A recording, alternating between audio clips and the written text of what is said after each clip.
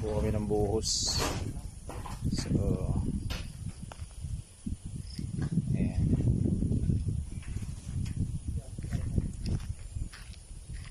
Diba palitan mo ng plastic yun na, yung kulay blue na yun. So ang purpose lang po ng plastic na yun ay para po hindi magdumi yung ating clean out.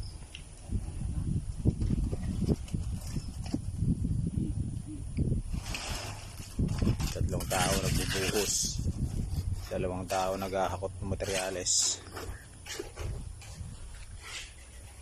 Yan na po kami naghalo. Isa na lang po namin pagkatapos.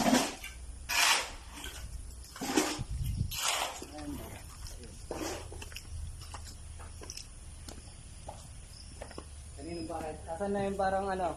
Andyan, malinis. Yung madumi?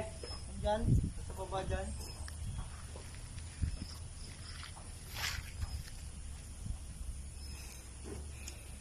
Kanino ba to?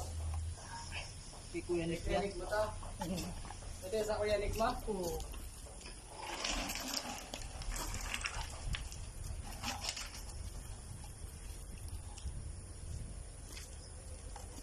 Sarap.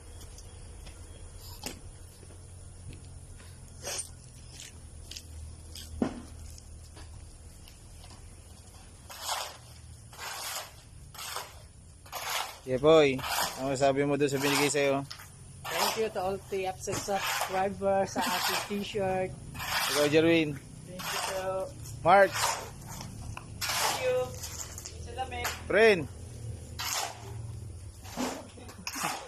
Ikaw Lister oh. Thank you po sa damit. Alister. Tapos sa Sirienta. Dito na. And the Jollibee. Ito. Dyan.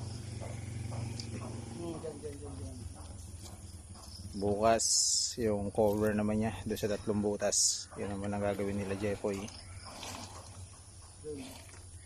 Yan, tingnan mo hindi pa pantay.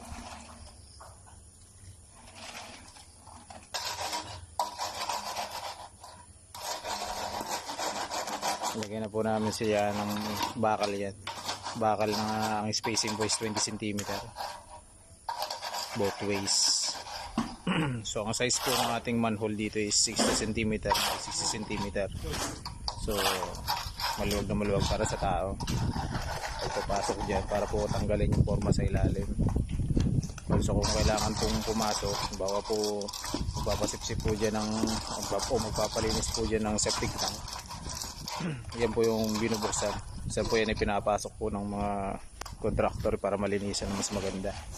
So maluwag na maluwag po para po makapasok sila ng maganda dyan sa loob.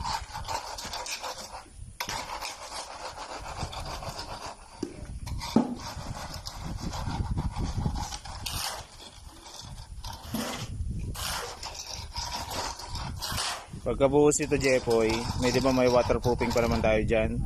Pahiran nyo ng waterproofing yung ibabaw. Go. Ikaw na Jerwin mo magpapahid. Oo. Paborito ni Jerwin. Ito na po, nalagyan na po namin ng lupa itong part na ito. Tabunan na. Yung lupa dito kanina nakabunton, medyo napantay na po namin. Pero meron pa dun, tatanggalin namin. Lilipat dito, saka dito. Yan, pati yung doon po sa part na medyo